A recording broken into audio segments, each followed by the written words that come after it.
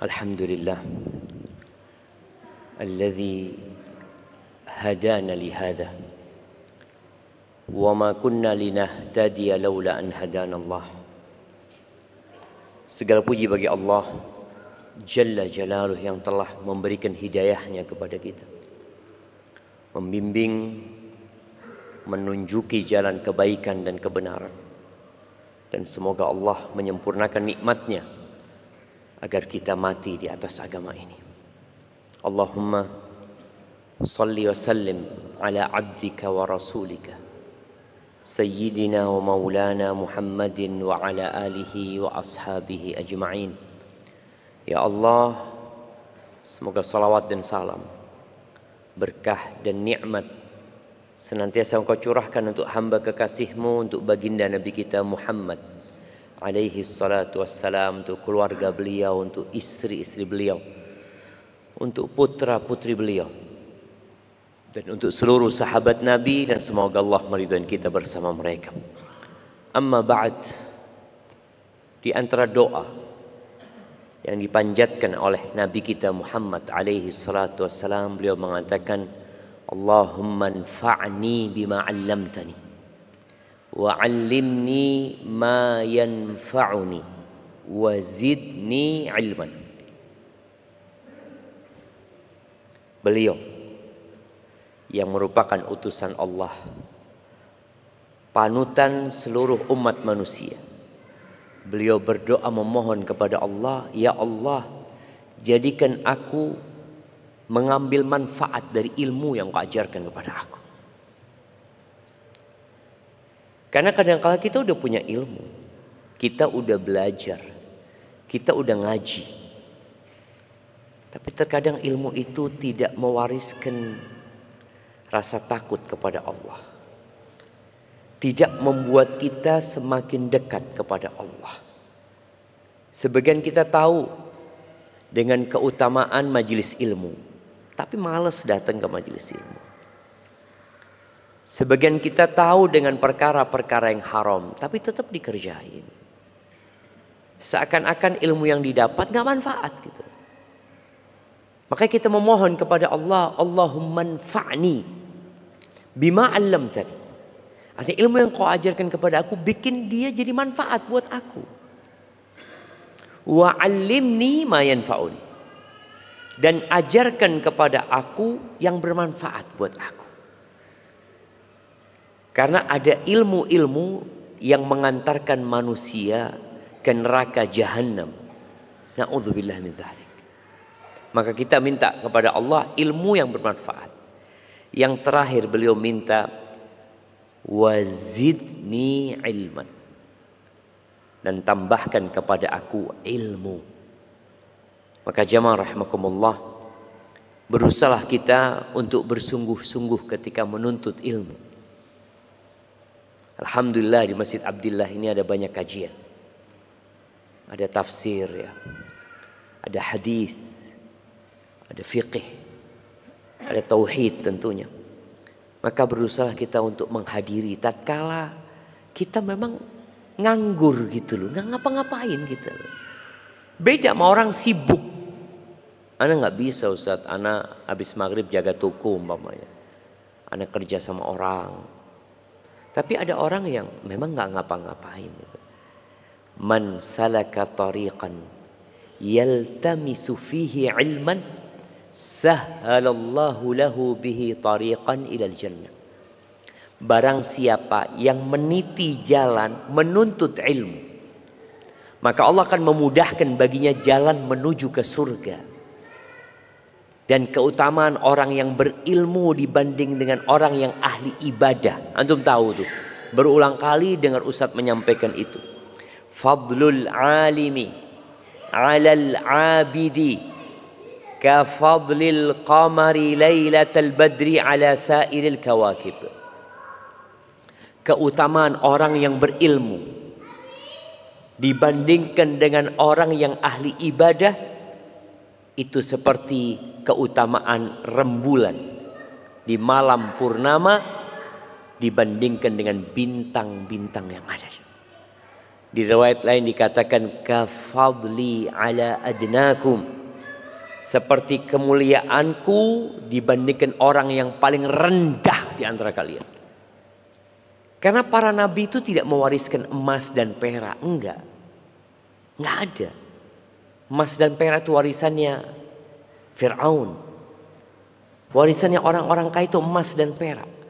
Dan mereka tinggalkan emas dan perak. Sedangkan warisan yang ditinggalkan Nabi Muhammad alaihi salatu wasallam adalah al-ilm. Beliau mengatakan wal ulama warasatul anbiya. Para ulama itu pewaris para nabi. Para nabi itu lam yuwarithu dinaran wala dirhaman. Wa innama warathul ilm. Para nabi itu tidak mewariskan emas dan perak, enggak. Yang diwariskan adalah ilmu. Faman akhadahu akhadha bihaddin wafir. Barang siapa yang mengambil pusaka ini, ilmu ini, maka dia orang yang mengambil keberuntungan yang besar. Tapi kan kita nggak memandang seperti itu. Kita memandang biasa-biasa aja. Tapi coba ada orang datang ke tempat kita pakai Ferrari. Insya Allah seluruh masjid keluar itu dilihatin. Sopo ya bang. Bahkan ada yang cuma nunggu orang yang naik, ditungguin. Punya siapa ini dilihat. Dia takjub gitu. Dia heran. Ini orang fulus. Ini orang beruntung banget. Lah. Yang beruntung sekali orang yang dapat warisannya Nabi alaihissalam. Karena warisan itu dibawa mati. Ketika antum dikubur sana akan ditanya, Marabbuk, Madinuk, Man Nabiyuk. Barakallahu fiik. Alhamdulillah. Kita sampai ke bab berkaitan dengan ar-raj'ah. Rujuk. Atau ar-rij'ah. Kita udah bicara nikah. Habis nikah kita bicara apa? Tolak. Udah pisah nih. Sekarang kita bicara rujuk lagi nih. Subhanallah ya, indahnya agama Allah ini. Allah subhanahu wa ta'ala mensyariatkan adanya perceraian. Tapi ternyata perceraian itu bisa rujuk gitu loh. Terkadang memang ada orang yang sudah nggak ada solusi, Ustaz. Ana udah capek. Akhirnya sang suami mengatakan, anti talik, engkau aku ceraikan. Udah jatuh cerai. Dengan berjalannya waktu Allah kasih iddah. Kita udah bahas tuh iddahnya orang tolak. Kalau orang itu sudah dihubungin dan dia datang bulan, maka iddahnya 3 kali suci. Itu dalam mazhab Syafi'i. 3 kali suci. Artinya di haid yang ketiga dia mulai diceraikan suci. Ya, kemudian haid. Kemudian suci. Kemudian haid. Kemudian suci. Di haid yang ketiga selesai. Dan iddahnya orang yang datang bulan itu bisa 90 hari, bisa 6 bulan, bisa 9 bulan, bisa lebih dari itu.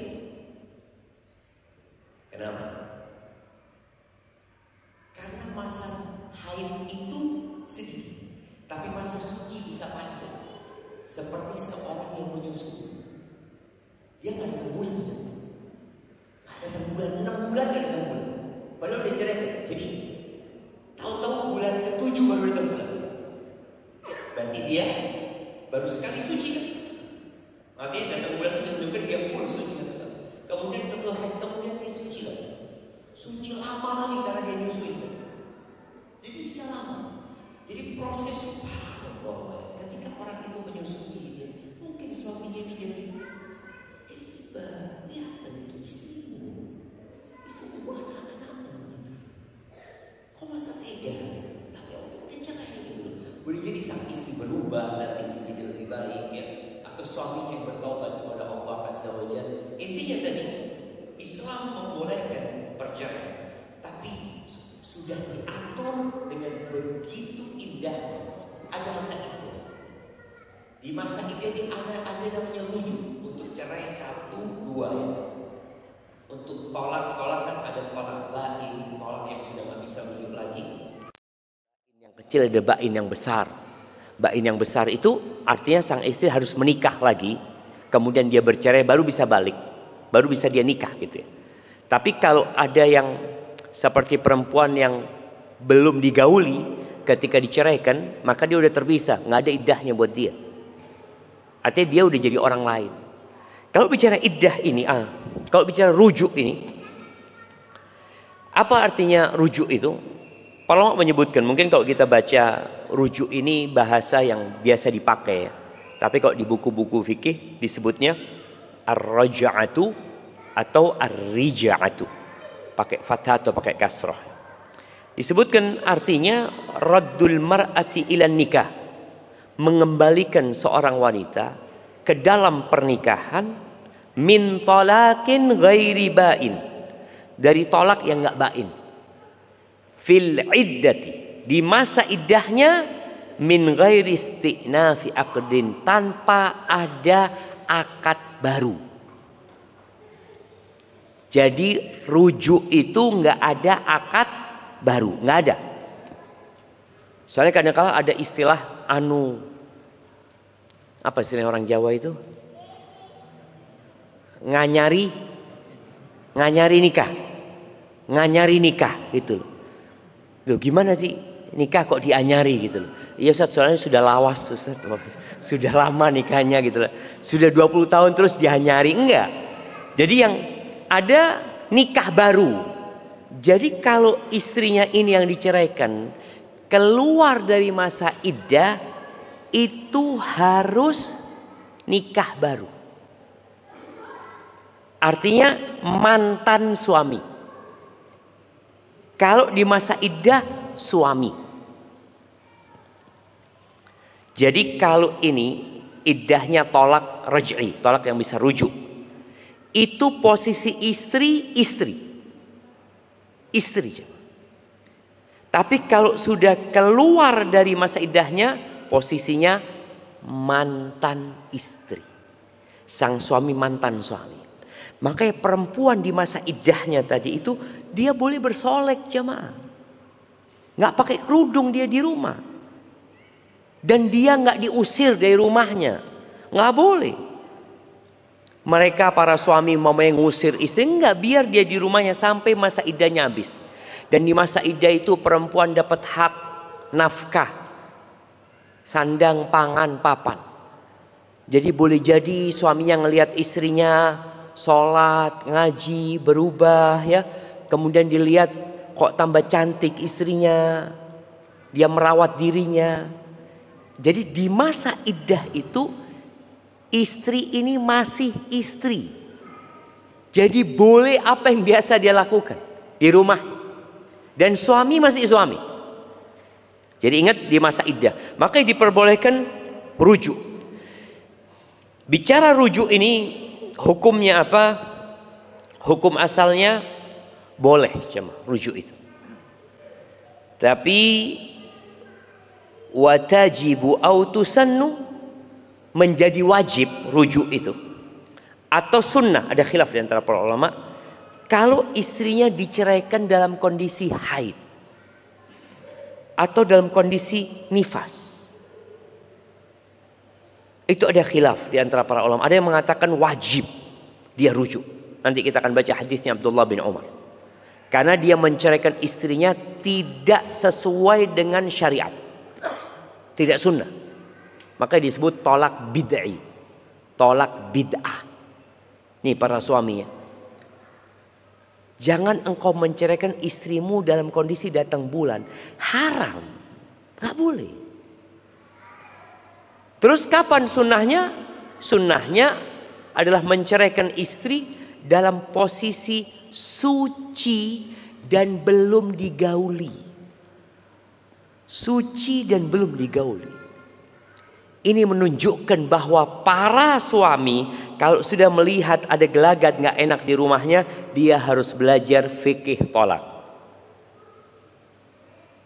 Jangan bermudah-mudahan mengatakan tolak. Apalagi engkau menceraikan istrimu dalam kondisi tadi sedang haid atau suci sudah dihubungi. Makanya ulama mengatakan, sebagian mengatakan wajib rujuk. Wajib rujukan. Sebagian mengatakan sunnah. Wa tahrumu liqasdid darar, dan haram merujuk kalau tujuannya membahayakan istri. Bagaimana rujuk tujuannya membahayakan istri? Gimana? Jadi istrinya ini udah ditalak. Kan tadi dia nunggu masa iddah kan? Mungkin waktu tinggal sehari dia datang bulan. Ini suci yang ketiga sudah. Dia tahu suaminya, biasanya istriku ini datang bulan tanggal 10. Sekarang bulan Muharram ya. Berarti dia datang bulan mungkin Muharram, Safar, Rabiul Awal nanti. Tanggal 10 Rabiul Awal dia datang bulan biasanya. Dia sudah diceraikan dari awal Muharram. Maka sehari 2 hari sebelum datang bulan, sang suami mengatakan, saya rujuk kamu. Rujuk jemaah. Dapat 5-7 hari, saya ceraikan kamu. Nunggu lagi masa iddah dia jemaah. Artinya posisi dia ini supaya tidak cepat kawin. Suaminya mungkin sakit hati. Karena dia tahu kayaknya istrinya kalau cerai nanti banyak yang ngelamar dia. Maka tujuan dia hanya untuk membahayakan istri. Maka ini haram hukumnya. La darara wala dhirar. Nggak ada dalam agama kita itu membahayakan diri sendiri atau membahayakan orang lain. Nggak boleh gitu loh. Agama ini dibangun di atas rahmat, di atas kasih sayang, memberikan maslahat, menolak mudarat, bukan malah mendatangkan mudarat. Kemudian watundabu, dan dianjurkan rujuk pada kondisi kedua suami istri menyesal. Rata-rata talak itu karena marah. Maka nasihat ana buat istri, kalau suaminya marah jangan bantah. Kalau suaminya negur, nggak usah dijawab. Katakan jazakallah khair, iya, makasih banyak, udah selesai. Soalnya kondisi suami sedang marah. Lalu tapi yang salah suami, orang kalau sedang marah itu nggak tahu dia salah atau benar. Yang ada ingin melampiaskan emosinya. Maka di sini dianjurkan kalau keduanya menyesali perceraian itu.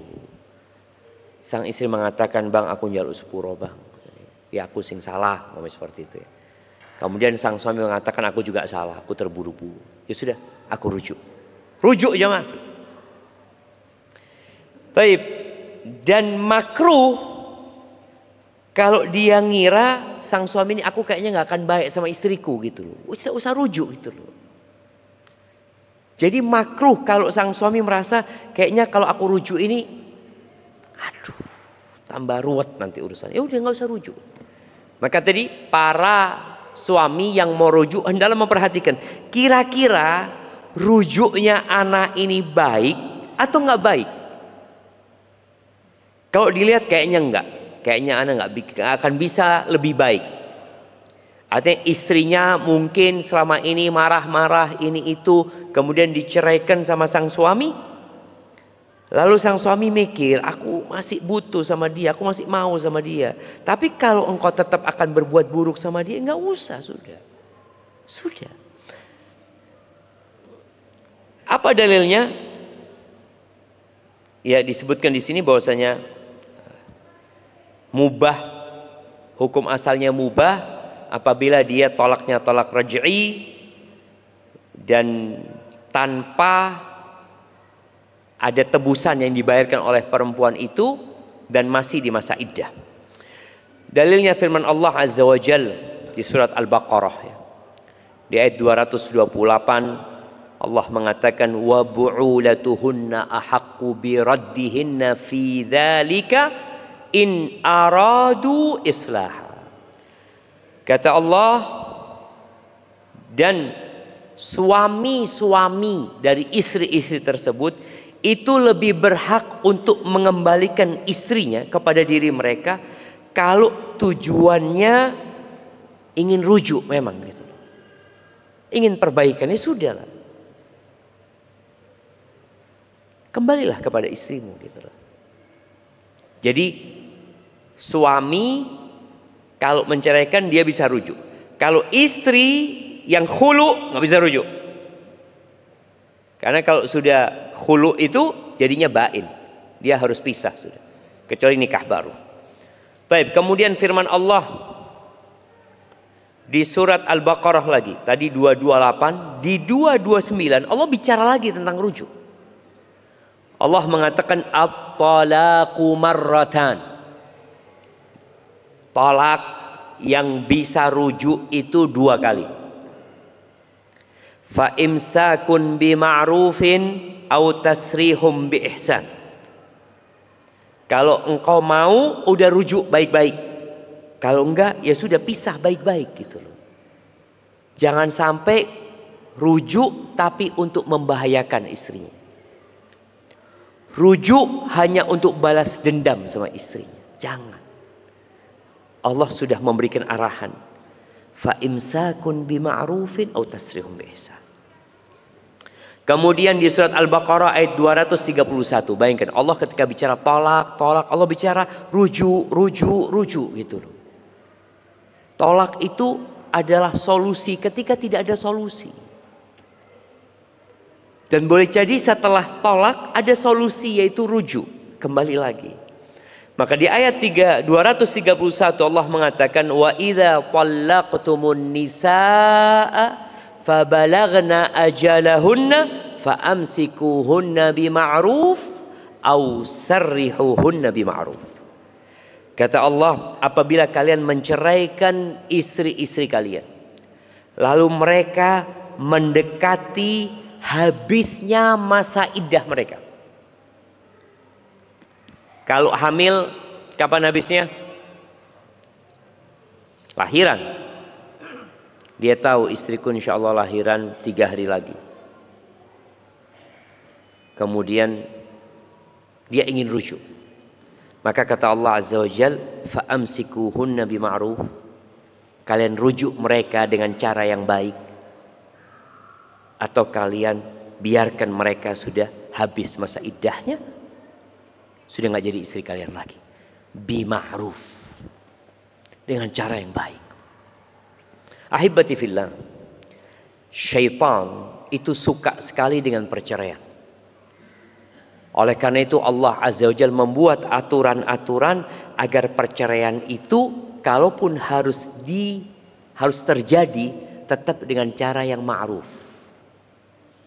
Maka tolong ya buat orang tua yang mungkin dia duda, yang mungkin dia janda, gara-gara perceraian, jangan sampai anakmu jadi korban. Oh pasti jadi korban Ustaz. Enggak. Yang menjadikan mereka korban kadang-kala bapaknya sendiri, ibunya sendiri. Tapi kalau bima'ruf, dengan cara yang baik cerainya, ya sudah. Ketika ditanya sama anaknya, Umi kenapa cerai Mi? Kata dia. Waduh, na'udzubillah, bapakmu itu mata keranjang. Akhirnya sang anak jadi benci sama bapaknya. Bapakmu itu ngasih nafkah kurang-kurang. Bapakmu kalau ngomong na'udzubillah pedas. Terus kasih arahan-arahan anak ini supaya benci kepada bapak. Akhirnya sang anak durhaka sama bapak. Siapa yang menciptakan anak durhaka? Emaknya. Perceraiannya bukan emaknya. Tapi kalau perceraiannya baik-baik, sang ibu ditanya, Umi kenapa Umi cerai? Ya nak, jodohnya sampai situ nak. Jodohnya sampai situ. Semua sudah ada takdirnya. Ya ketika nggak bisa dilanjutkan ya mau gimana. Mudah-mudahan babamu itu hidup lebih bahagia di sana dan kita bahagia di sini. Ini anak ketika dengar itu dari uminya, dia tetap akan cinta sama babanya. Umpamanya sang ayah tidak memberikan nafkah, ya sudah, nggak perlu sang ibu ini menjelek-jelekkan bapaknya kepada anaknya. Sudah sang bapak, gimana? Kerja engkau untuk menghidupi anak-anak. Allah kasih rizki. Wa man yattaqillaha yaj'al lahu makhrajan wa yarzuqhu min haitsu la yahtasib. Barang siapa yang bertakwa kepada Allah. Ini ayat ada di surat Tolak. Ayat ini, wa man yattaqillaha yaj'al lahu makhrajan, itu di surat At-Tolak. Dan memang sedang berbicara tentang perceraian. Barang siapa yang bertakwa kepada Allah, Allah akan kasih solusi. Karena sebagian perempuan ketika diceraikan, Ustadz gimana Ustadz ya? Anak ini hanya ibu rumah tangga Ustadz. Anak ini nggak punya apa-apa Ustadz. Anak nggak dikasih apa-apa sama suami. Mungkin memang engkau ditakdirkan cerai supaya engkau kembali kepada Allah Azza wa Jalla. Boleh jadi selama hidup ini engkau bergantung sama suami, bersandar sama suami, lupa sama Allah pemberi rizki. Maka tadi yang bertakwa kepada Allah, Allah akan kasih solusi. Wa yarzuqhu min haitsu la yahtasib. Allah akan kasih rezeki dari arah yang tidak disangka-sangka. Selama ini kau berpikir suami kerja gaji lah. Berapa banyak rezeki yang kita dapatkan dari arah yang tidak disangka-sangka. Maka itu di surat perceraian. Maka tadi jangan sampai perceraian itu anak jadi korban. Ya sudah, yang pisah itu cuma suami istri. Hubungan anak sama ibunya, hubungan anak sama bapaknya tidak pernah berubah. Sampai kapanpun iki bapakmu. Sampai kapanpun ini ibumu. Ya Allah, banyak cerita jemaah. Ada seorang anak perempuan ngomong, Ustadz, anak itu kalau ketemu sama abah anak dimarahi sama umi anak. Dan umi anak langsung jatuh sakit. Gara-gara anaknya jumpai bapaknya. Loh, ini anak wajib berbakti sama bapaknya. Walaupun bapaknya kafir. Apalagi bapaknya cuma pendosa. Wah, kita semua pendosa. Jangan sampai itu anak jadi durhaka. Kesian tuh anak. La yadkhulul jannah raqo. Nggak masuk surga anak yang durhaka. Udah di dunia susah, di akhirat masuk neraka. Na'udzubillah. Maka tadi tolong, kalau anak ikut sama bapaknya, ya ngomong. Ada ibu-ibu yang na'udzubillah, yang jadi pelacur ada. Sampai sang anak itu nemuin ibunya di hotel. Dia kesian sama bapaknya. Ya udah, kalau harus berpisah, pisah. Tapi tetap anak ini tahu ibumu sejelek apapun, dia adalah ibundamu. Yang ketika Nabi SAW ditanya, siapa manusia yang paling berhak mendapatkan kebaktianku? Ibumu. Qultu thumma man? Ibumu. Ummuk. Thumma man? Ummuk. Ibumu lagi gitu. Maka jangan sampai anak-anak jadi durhaka. Baik. Jadi fa imsakun bima'ruf atau tasrihum biihsan. Engkau kalau mau rujuk baik-baik, kalau enggak bisa baik-baik sudah. Rasulullah SAW pernah menceraikan salah satu istrinya. Siapa? Siapa jemaah? Nah, siapa istrinya Nabi SAW yang diceraikan? Nah, siapa? Hafsah putrinya Umar. Hafsah putrinya Umar diceraikan. Kemudian Allah perintahkan untuk merujuknya. Jibril datang kemudian menyuruh Nabi SAW merujuk Hafsah. Dan sampai hari ini para ulama masih kebingungan kenapa diceraikan. Ada banyak riwayat jemaah. Ini menunjukkan bahwasanya urusan rumah tangga kita nggak usah disebarkan ke orang. Oh, iku dipegat pancene pantes, ngomongnya udah enak, ibu. Apa? Orang jadi omongan jangan. Makanya tadi urusan rumah tangga kita kalau perlu antum pakai peredam di rumahnya jemaah. Tonggo jangan sampai kerungu, jemaah. Nggak usah gitu. Ini cerai nggak ada yang tahu kenapa dicerai, tahu rujuk selesai gitu loh. Tapi kalau sudah diceraikan, kemudian omongan kemana-mana, kadangkala rujuknya jadi susah. Mertua ikut campur, nanti ini ipar ikut campur, akhirnya susah mau rujuk. Tapi coba cerai itu tetap di rumah, nggak usah keluar, nggak usah ngomong kemana-mana. Kalau masa iddahnya habis, udah selesai baru pergi gitu loh. Selama masa iddahnya tetap di rumah itu. Boleh jadi nanti rujuk gitu. Cuma tadi ada orang-orang yang nggak belajar fikih tolak. Yang dia tahu cuma kobil tuh terus. Nah, taib. Kemudian hadis Abdullah bin Umar bin Khattab ya. Dia pernah menceraikan istrinya dalam kondisi datang bulan. Kemudian Umar bin Khattab ya menyebutkan kepada Nabi SAW bahwasanya anaknya ini menceraikan istrinya dalam kondisi datang bulan. Fataghayyaba Rasulullah sallallahu alaihi wasallam. Nabi marah. Maka tadi dikatakan haram hukumnya menceraikan istri dalam kondisi datang bulan. Walaupun pendapat jumhur ulama tetap perceraiannya jatuh cerai. Ketika Nabi alaihi salatu wassalam dapat kabar bahwasanya Ibnu Umar menceraikan istrinya dalam kondisi haid, maka Nabi berkata sallallahu alaihi wasallam kepada Umar, murhu falyuraji'ha hatta tahidha haidatan ukhra mustaqbalatan siwa haidatiha allati talaqaha fiha. Suruh dia merujuknya sampai istrinya ini haid lagi. Jadi diceraikan dalam kondisi haid. Berarti nunggu suci. Habis suci haid.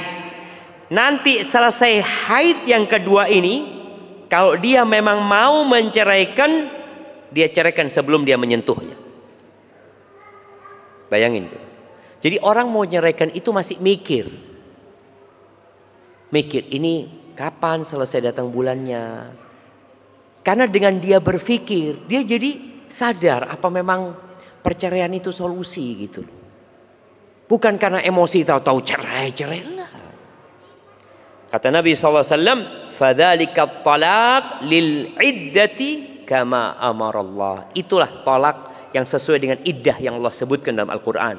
Ya ayyuhan nabiyyu idza talaqtumun nisaa fatalliquhunna li'iddatihin.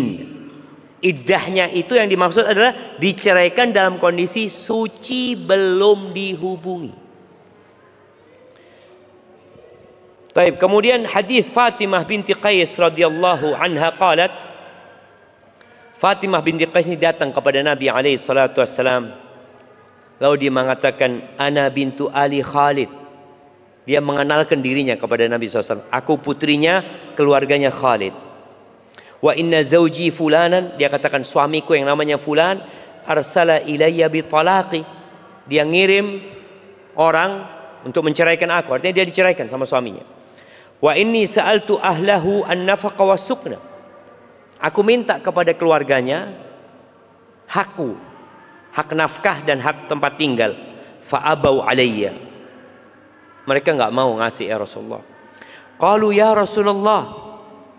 Mereka berkata, wahai Rasulullah. Jadi orang-orang itu mengatakan kepada Nabi SAW, innahu qad arsala ilaiha bi thalathi tatliqat.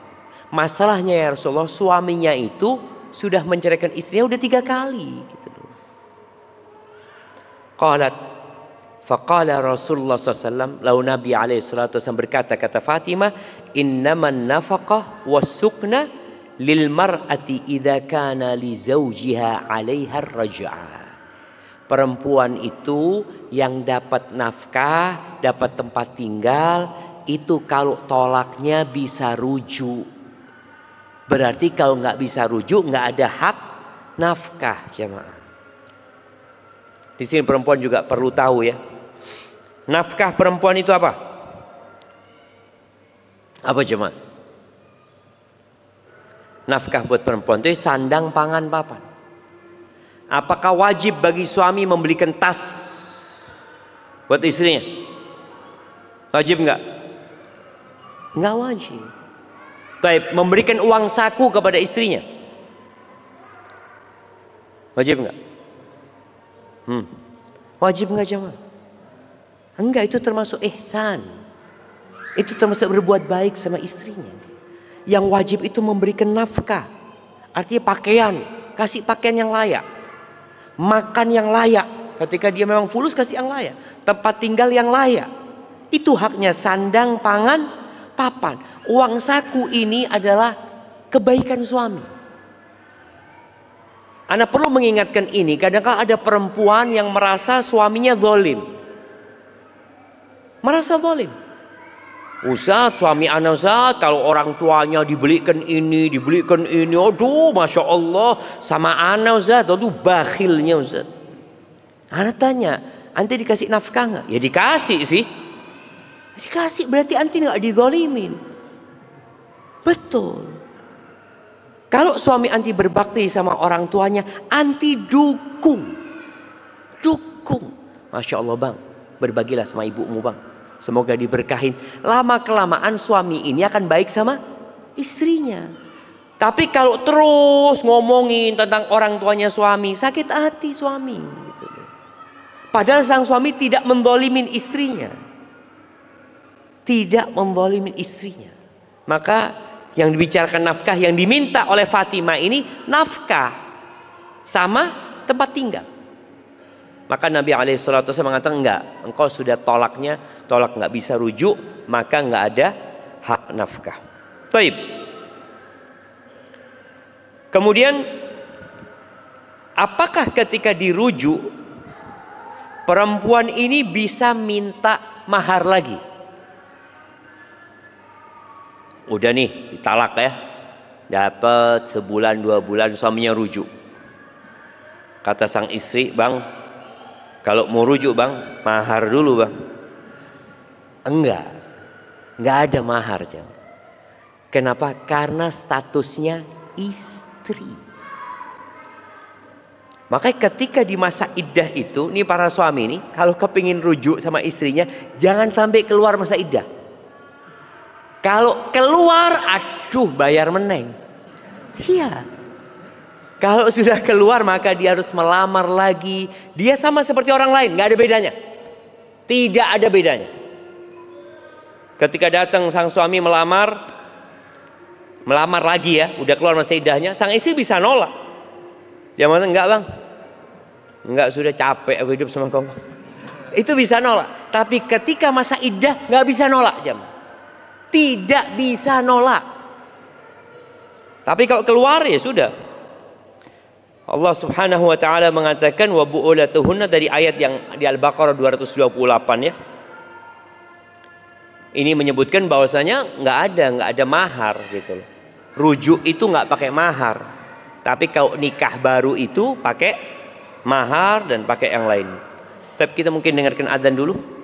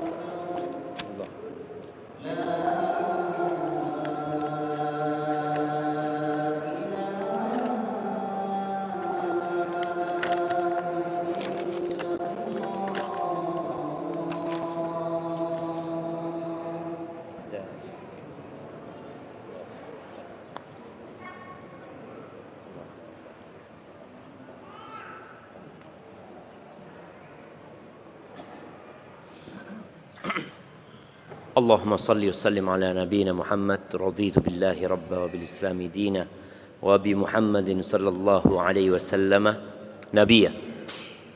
Qala Ibnu Qudamah berkata, ar-raj'atu la taftaqiru ila wali.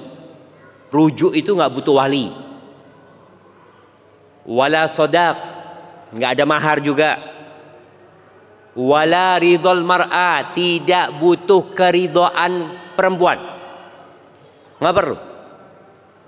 Wala ilmiha, nggak perlu istri juga tahu.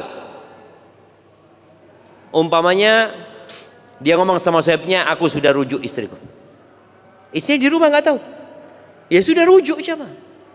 Udah rujuk. Bi ijma'i ahlil ilm. Ini menurut ijma', kesepakatan para ulama. Makanya kadang ada perempuan yang nggak mau dirujuk, enggak wis, nggak mau aku. Loh, nggak perlu mau, nggak mau tak rujuk gitu loh. Karena dia posisinya istrinya. Makanya ada pembahasan para ulama. Perempuan itu ketika dia di masa iddah, malah bisa diceraikan lagi. Karena dia masih istrinya. Dia bisa dizihar. Nanti ada pembahasan zihar. Zihar itu seorang suami mengatakan kepada istrinya, engkau seperti punggung ibuku. Dia mengharamkan istrinya. Atau li'an, yang dia menuduh istrinya berzina. Itu bisa terjadi karena memang dia statusnya istri selama masa iddahnya belum habis. Barakallahu fiik. Itu mungkin yang dapat kita kaji pada kesempatan kali ini. Anda lihat ada banyak pertanyaan di sini jemaah, Masya Allah.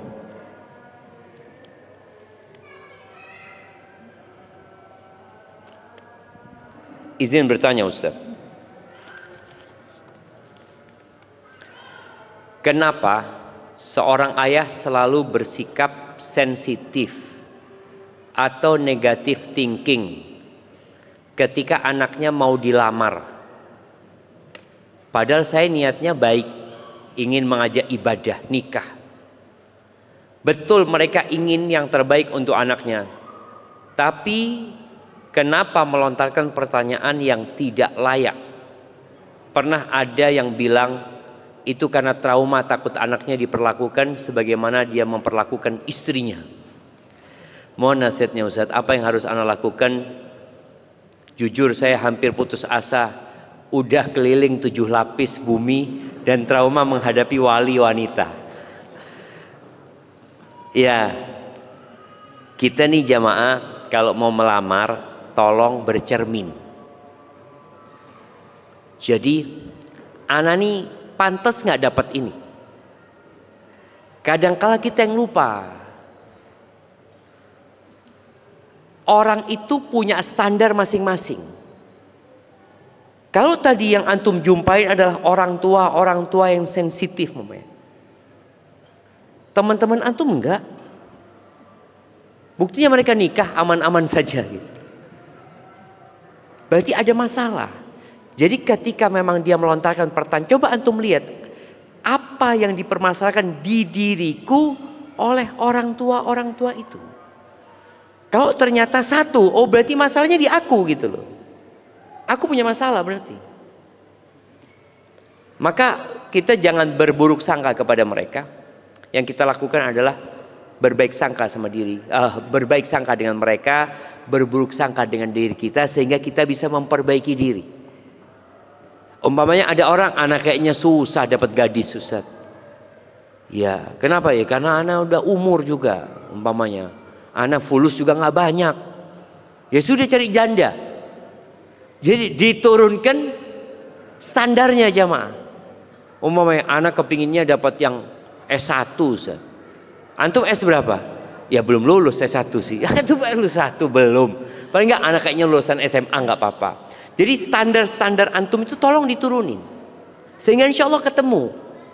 Dan lebih baik menikah dengan yang cocok ya daripada antum maksakan diri naik kelas ya. Kalau di dunia tinju itu ada kelas-kelasnya gitu ya. Jadi kalau orang kelas umpamanya 60 kilo terus naik ke 70 kilo, kadang-kadang babak belur dia. Enggak, anak mau nyoba gitu loh. Babak belur gitu loh. Jadi lebih baik di kelas kita. Itu lebih tenang tadi. Kita lebih tenang. Maka nasihat aneh kepada antum lihat kayaknya yang ana lamar ini seperti apa sih? Pernah kita punya kawan di Madinah. Waduh, dia punya standar tinggi sekali jamaah. Ana maunya gini. Akhirnya suatu hari kita ketemu sama abang kita. Bang, gimana bang? Dapat yang kayak gitu? Aduh, nggak dapat kata dia. Akhirnya buang ini. Yang penting sudah perempuan dan soleha sudah. Bismillah sudah kata dia. Kadang ada enggak? Ana mau yang tingginya 173. Putih, beratnya 60. Masya Allah. Antum berapa beratnya? Baik, jadi tadi kita perlu introspeksi diri kita dan boleh jadi memang belum ditakdirkan jodohnya antum. Maka tatkala ada musibah yang menimpa antum seperti yang antum ceritakan, yakin bahwa hal itu sudah ditulis. Itu menjadi takdir antum bersabar. Semoga dengan itu dihapuskan dosa-dosa, diangkat derajatnya, dan boleh jadi Allah memang sedang menguji kesabaran antum. Jangan sampai putus asa, jangan putus asa dari rahmat Allah Azza wa Jalla.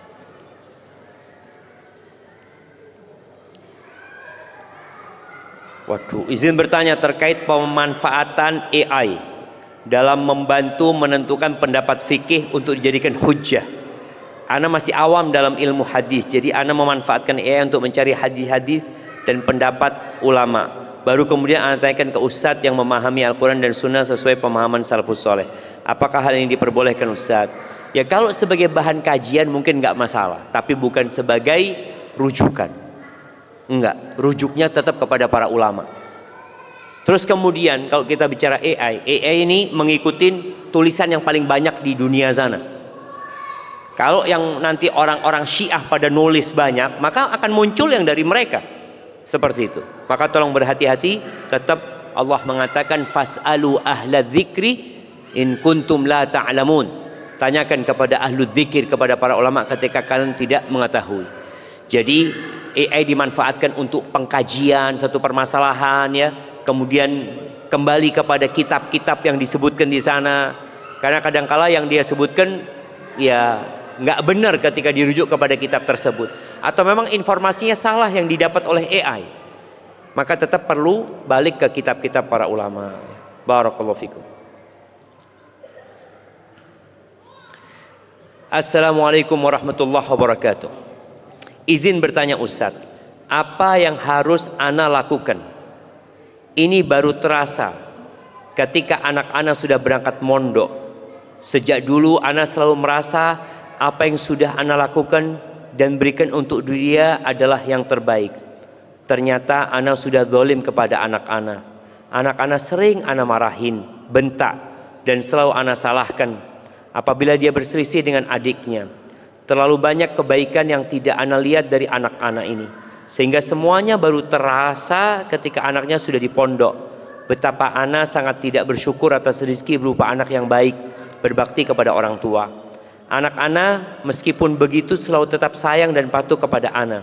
Tetapi setelah ana ingat, seringkali dia seperti tertekan dan sedih. Ana benar-benar baru menyadarinya setelah dia mondok, dan ana sangat-sangat menyesal. Apa yang harus ana lakukan untuk menebus semua kesalahan ana? Jazakallah khairan. Semoga Allah mengampuni perbuatan ana kepada anak ana. Semoga anak ana memaafkan ana. Allahu Akbar jemaah. Iya, kita tuh orang tua. Marah itu boleh, tapi marah karena sayang, bukan marah untuk melampiaskan emosi. Maka biasanya orang tua kalau marah melampiaskan emosi nanti menyesal, karena dia memang sedang melampiaskan emosinya. Tapi kalau marahnya diukur sama dia, anaknya mau dipukul, karena memang dalam agama ada pendidikan dengan memukul, tapi memukulnya dengan kasih sayang, dengan harapan dia berubah, nggak ada masalah. Tapi kalau sudah dengan emosi, ya kesian anak itu jadi tertekan memang. Anak kadang sedih kalau habis marahin anak ya. Seharusnya nggak marah kita, tapi ada kondisi yang menyebabkan kita marah. Apa yang harus dilakukan oleh ibu? Ya ambil pelajaran. Jangan sampai ini terjadi sama adiknya. Yang sudah terjadi biarlah terjadi. Maka yang perlu engkau lakukan adalah bagaimana mendoakan anakmu, bagaimana memberikan cinta dan kasih sayang kepada dia ya. Sehingga dia selalu mengingat kebaikan orang tuanya. Dia akan lupa dengan ya hal-hal yang mungkin pernah dilakukan oleh ayahnya apabila dia lakukan banyak kebaikan kepada anaknya. Innal hasanati yudhibnas sayyi'at. Kebaikan-kebaikan itu bisa membuat tertutupinya atau hilangnya keburukan-keburukan. Maka banyaklah engkau berbuat baik kepada anakmu. Semoga dengan itu dia memaafkan dan dia jadi lebih cinta kepada orang tuanya. Taib, ini ada pertanyaan, titipan pertanyaan dari para istri. Ada 6 pertanyaannya jemaah. Saya istri kedua yang dinikahi tidak diketahui oleh istri pertama. Saya dan suami tidak ada masalah. Perkawinan saya nyaman dan mesra. Begitu istri pertama mengetahui pernikahan kami, suami saya meninggalkan saya begitu saja tanpa pesan, karena istri pertama menyuruh menceraikan saya.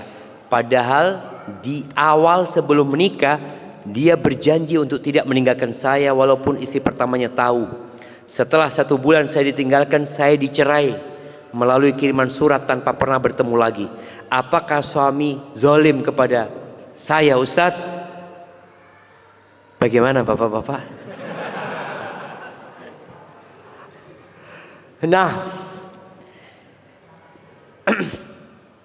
jadi mungkin yang perlu dilakukan istri adalah, kalau dikatakan zalim bisa jadi zalim karena dia tidak memberikan nafkah kepada istrinya.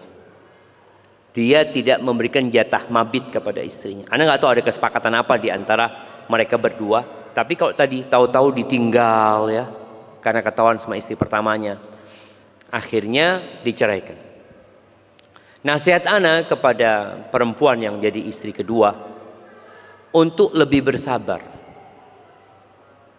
Karena memang poligami ini dianggap apa ya? Dianggap pengkhianatan.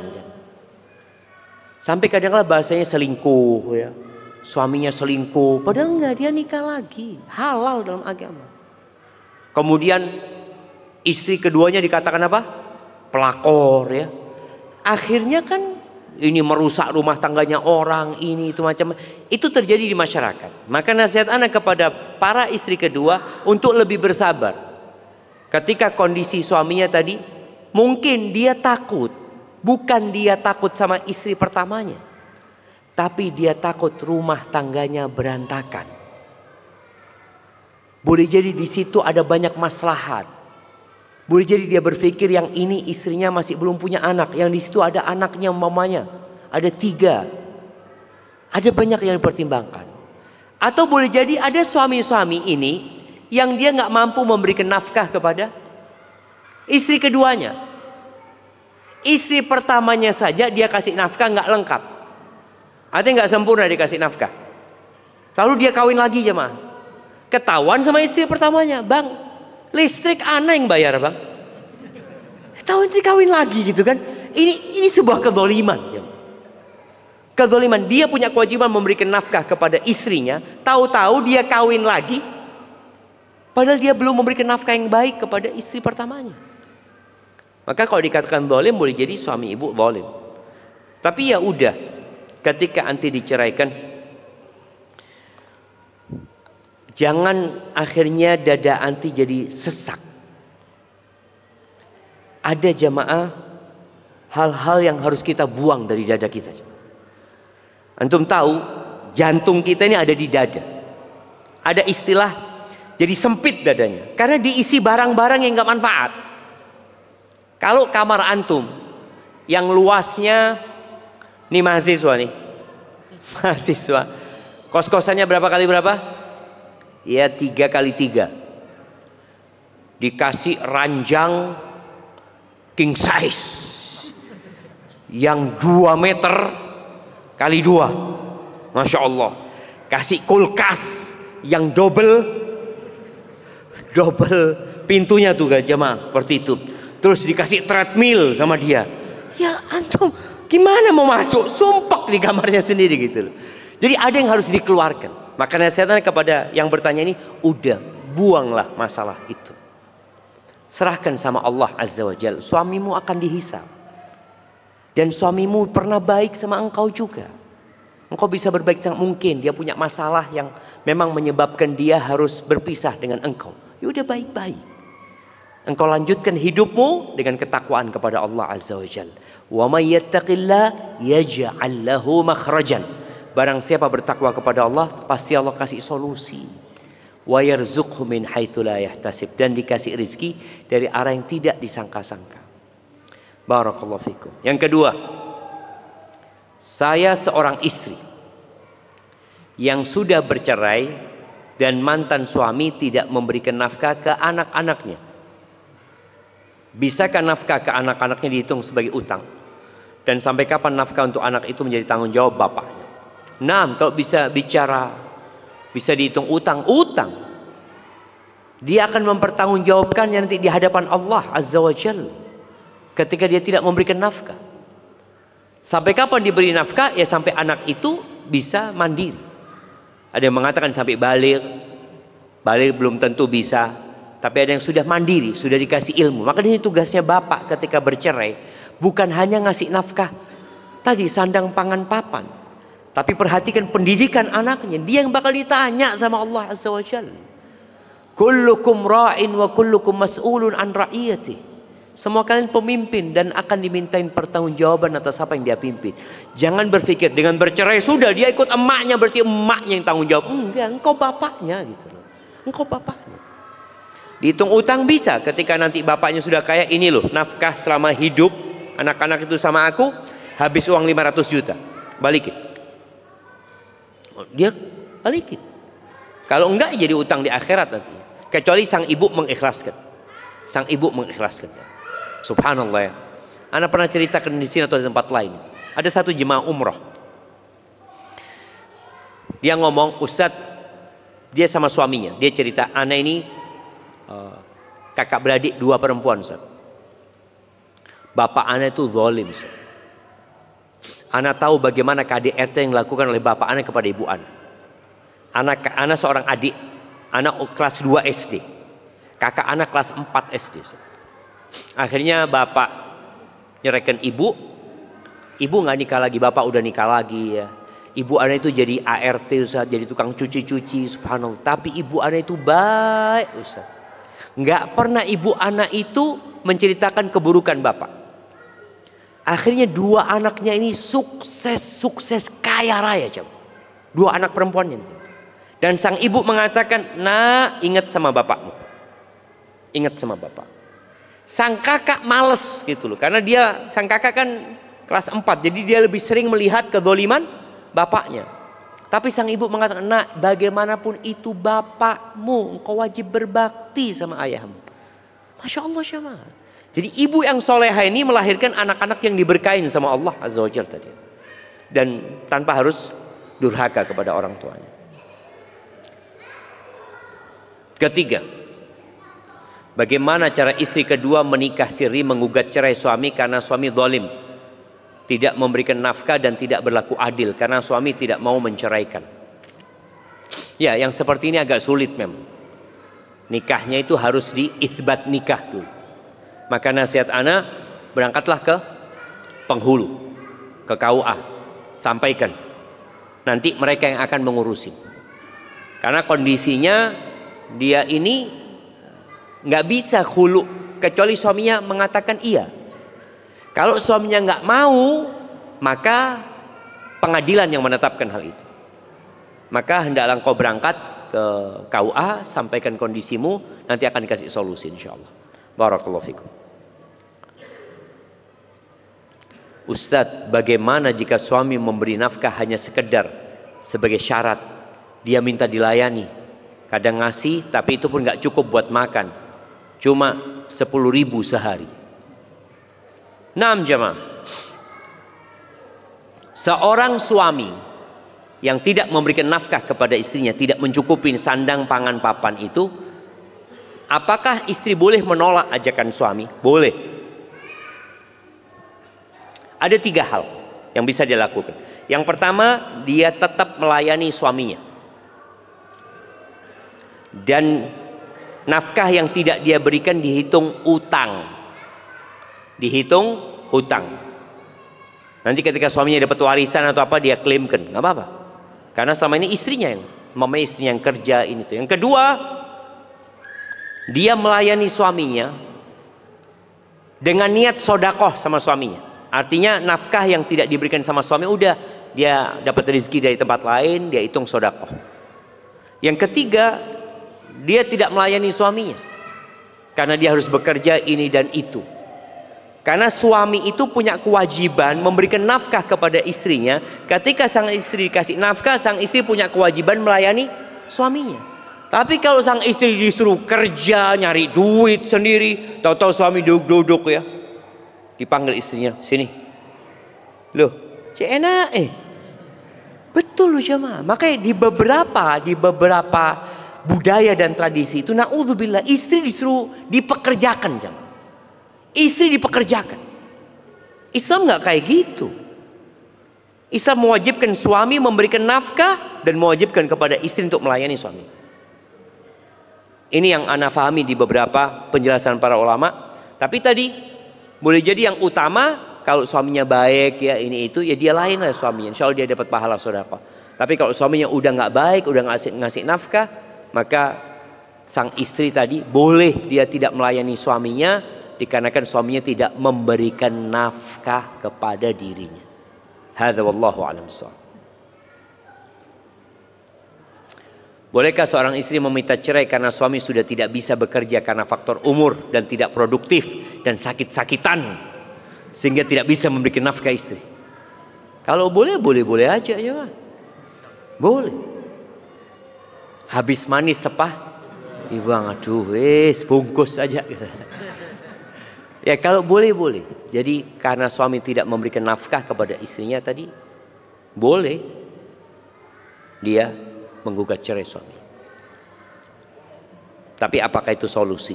Wallahu a'lam. Karena kalau ada yang istrinya masih muda, ya suaminya udah tua, sedangkan sang istri ingin dilayani, ya dia boleh, daripada dia terjebak dalam perzinaan, dia bercerai. Yang terakhir, teman saya menikah lagi dengan selingkuhannya. Setelah mendengar ceramah Ustadz, beliau langsung ingin bertobat dan ingin cerai sama istrinya. Padahal sudah punya anak dan baru umur 3 bulan. Apakah boleh seperti itu Ustadz cara bertobatnya? Ya nggak tahu kenapa dia mau menceraikan istrinya. Apakah dia merasa berbuat dosa? Jadi seorang ketika berzina, jamaah, ini tadi disebut teman saya menikah lagi dengan selingkuhannya. Apakah dia sudah berzina dengan perempuan ini? Kalau dia sudah berzina, maka solusinya bukan menikah, tapi bertobat. Setelah bertobat baru menikah. Karena ada sebagian orang berpikir dengan menikah dosanya terhapuskan. Wis, saya sudah nikah, sudah aman. Enggak. Dosa zina itu dengan tobat, bukan dengan menikah. Bahkan sebagian ulama berpendapat nikahnya pezina ini bisa jadi nggak sah nantinya. Sama-sama pezina. Dia seharusnya bertobat dulu baru menikah. Maka Anda nggak tahu dia dengar ceramah Anda yang mana, kemudian dia ingin cerai sama istri yang keduanya ini. Boleh jadi dia salah mungkin langkah. Sudah, dia hendak bertobat kepada Allah Azza wa Jal, kemudian memperbaiki hidupnya. Kalau ternyata dia ini menceraikan istrinya karena merasa kayaknya Anda nggak bisa berlaku adil, boleh jadi. Sehingga dia melakukan perceraian daripada dia nanti masuk neraka gara-gara ketidakadilan dia. Ya nggak tahu, boleh ditanyakan kepada suaminya, kenapa engkau mau menceraikan? Poin mana yang memang mengharuskan kita berpisah? Tanyakan baik-baik kepada laki-laki tersebut, kepada suaminya itu. Dan sekali lagi, na'udzubillah minaz zina, jemaah. Tidak ada alasan seorang laki-laki berzina.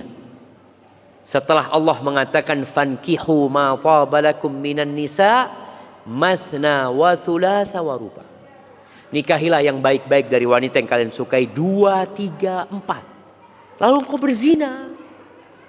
Na'udzubillah. Makanya Allah murka sekali, jemaah.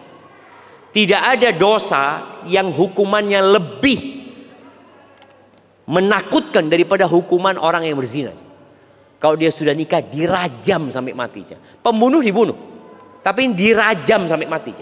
Agar semua sel-sel di tubuhnya, syaraf-syaraf di tubuhnya merasakan sakit. Karena ketika dia berzina, dia merasakan semua kenikmatan itu dengan seluruh tubuhnya. Ada seorang teman kita mahasiswa dari Afrika. Waktu kita bahas masalah hukum zina, dia tanya, Syekh, kata dia, kalau orang mencuri dipotong tangannya, orang membunuh dibunuh, kenapa orang berzina nggak dipotong aja kemaluannya? Kata Syekh, itulah hikmah Allah Azza wa Jalla. Yang merasakan kenikmatan itu bukan hanya kemaluannya, seluruh tubuhnya. Maka seluruh tubuhnya harus merasakan azab itu. Na'udzubillah min dzalik. Ini pertanyaan terakhir. Ana ingin bertanya Ustaz. Kebetulan saya mengajak istri saya. Mohon nasihat untuk istri saya Ustaz. Kalau saya nasihat susah Ustaz.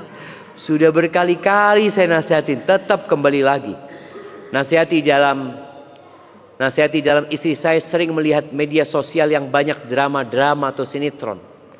Saya sudah menasihat untuk melihat yang bermanfaat untuk syariat Islam, seperti kajian. Dan satu lagi Ustaz, kalau istri saya bicara dengan saya, terkadang suaranya tidak lembut. Kalau dengan orang lain lembut Ustaz. Ya ini kebanyakan nonton drakor ya. Ya buat para istri ya, ingat suamimu surgamu atau nerakamu. Dan istri Yang soleha itu adalah yang nurut sama suaminya. Bukan hanya yang cantik, bukan hanya yang pinter, tapi nurut. Fasalihatu qanitat. Dia taat sama Allah, dia nurut sama suaminya. Sampai kata Nabi SAW, "Lau kuntu amiran ahadan ay yasjuda li ahadin la amartul mar'ata an tasjuda li zawjiha li idhami haqqihi 'alaiha." Kalau aku memerintahkan seorang untuk sujud kepada orang lain, maka aku perintahkan kepada istri untuk sujud kepada suaminya. Karena besarnya hak suami. Wala tajidul mar'atu halawatal ibadah hatta tuaddiya haqqa zawjiha. Dan seorang istri, ingat nih para istri ya, tidak akan merasakan lezatnya beribadah, lezatnya sholat, lezatnya puasa, lezatnya baca Quran, lezatnya zikir, nggak akan dia rasakan. Nikmatnya itu nggak akan. Dia akan melakukan itu hanya kewajiban, hanya tugas. Kapan dia akan merasakan nikmatnya ibadah? Sampai dia memenuhi hak-hak suaminya. Maka kalau istri antum dikasih nasihat, antum nggak mau, apalagi ana gitu loh. Siapa antum Ustaz? Suami ana nggak ana dengerin, padahal dia surga sama neraka ana gitu. Ya, ana harap para istri untuk jadi lebih baik lagi. Semoga, memang capek ya, taat sama orang lain itu capek, nurut sama suami. Aduh, apa sih? Engkau nggak ngelahirkan aku juga gitu. Kadang-kadang seperti itu.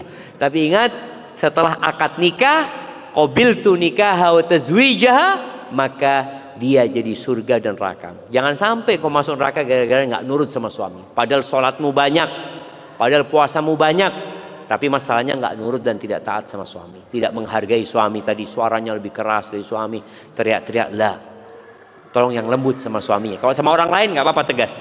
Sama suaminya, bikin suaminya selalu teringat dengan kata-katanya. Tapi kata-kata yang indah, jemaah ya. Itu yang dapat Anda sampaikan, kurang lebihnya mohon maaf. Subhanakallahumma bihamdika asyhadu an la ilaha illa anta astaghfiruka wa atubu ilaik. Assalamualaikum warahmatullahi wabarakatuh.